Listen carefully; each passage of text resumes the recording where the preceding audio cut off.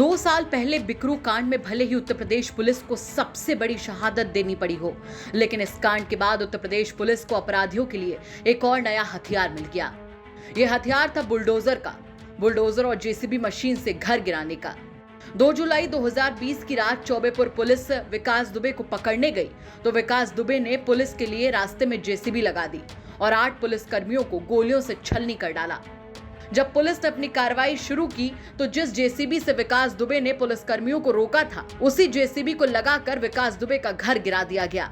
अब वही bulldozer JCB Uttar Pradesh police और उत्तर प्रदेश सरकार का नया हथियार बन गया। अपराधियों और माफियाओं के लिए एनकाउंटर के बाद जो सबसे ज्यादा खौफ बना वो बुलडोजर था। चौबेपुर थाने में आज भी वो बुलडोजर मशीन खड़ी है जिसका इस्तेमाल पहले विकास दुबे ने किया और फिर बाद में उत्तर प्रदेश पुलिस ने विकास दुबे के घर से पूरे उत्तर प्रदेश में करना शुरू किया। राहुल तिवारी की तरफ से दर्ज कराई गई एफआईआर पर जब 2 जुलाई 2020 की आधी रात को चौबेपुर पुलिस विकास दुबे को गिरफ्तार करने पहुंची तो उसने अपने घर के बाहर जेसीबी लगा दी ताकि पुलिस पार्टी को रोका जा सके और उसके बाद अंधाधुंध फायरिंग कर दी। वो जेसीबी आज चौबेपुर थाने में कबाड़ में खड़ी है। ये वही जेसीबी है जिससे विकास दुबे ने पुलिस का रास्ता रोका था। ये इस जेसीबी के ऊपर जो क्राइम नंबर है 192/20 ये अपराध संख्या का नंबर है, यानी कि ये जेसीबी जिस क्राइम नंबर की ये है उसका ये लिखाया गया है। इसी 192/20 क्राइम नंबर पर वो एफआईआर दर्ज हुई जिसमें 8 पुलिसकर्मियों की विकास दुबे ने बेरहमी से हत्या कर दी। लेकिन इस जेसीबी का एक और रिश्ता भी है। जब विकास दुबे ने 8 पुलिसकर्मियों की बेरहमी से हत्या कर दी, उत्तर प्रदेश में हाहाकार मच गया। तो उत्तर प्रदेश पुलिस ने इसी जेसीबी से विकास दुबे का किलानुमा घर ढहा दिया। इसी जेसीबी से जिसने पुलिस को रोकने के लिए इस्तेमाल किया गया था, उसी पुलिस ने इस जेसीबी के जरिए विकास दुबे के किले को गिरा दिया और निस्तो नाबूद कर दिया। और उसके बाद उत्तर प्रदेश में जेसीबी का दौर शुरू हुआ। अपराधियों में जेसीबी का खौफ सताने लगा। वहीं 2 जुलाई 2020 की रात लगभग 12:15 पर कानपुर के बिकरू गांव में गैंगस्टर विकास दुबे ने सीओ देवेंद्र मिश्रा समेत 8 पुलिसकर्मियों को मौत के घाट उतार दिया। बिकरू कांड को 2 साल पूरे हो चुके हैं, लेकिन आज भी बिकरू गांव में विकास दुबे के आतंक के निशान देखे जा सकते हैं।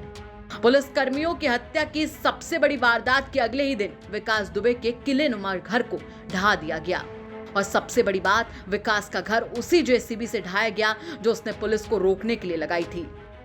जिस घर के सामने से लोग ऊंची आवाज में बात करते नहीं निकलते थे, उस घर की ऊंची दीवारों को मलबे में तब्दील कर दिया गया।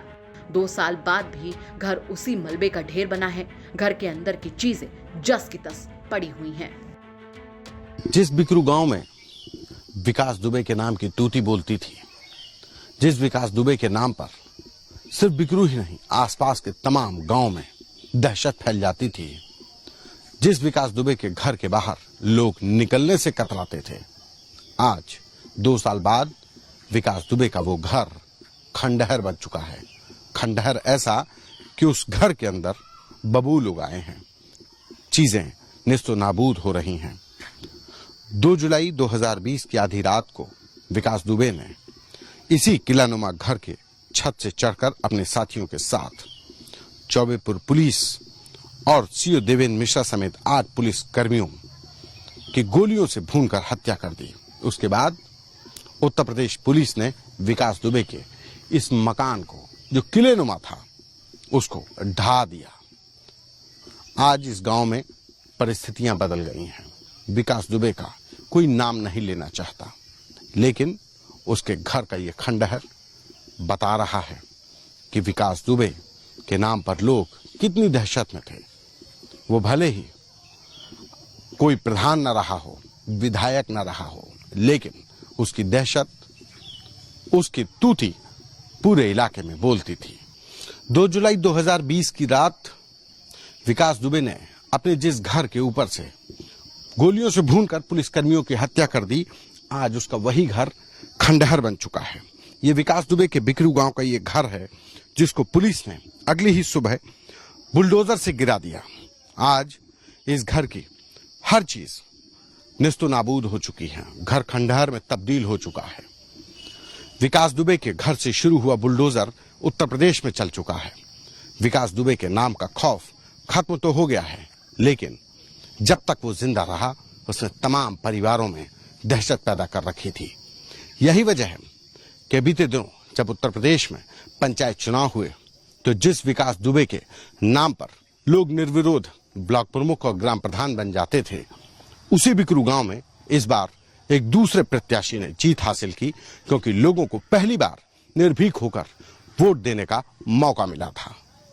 फिलहाल विकास दुबे के इस खंडहरनुमा घर को देखकर आज भी लोग कहते हैं कि एक विकास दुबे था कानपुर वाला। कैमरा पर्सन रोहित के साथ संतोष कुमार, यूपी तक।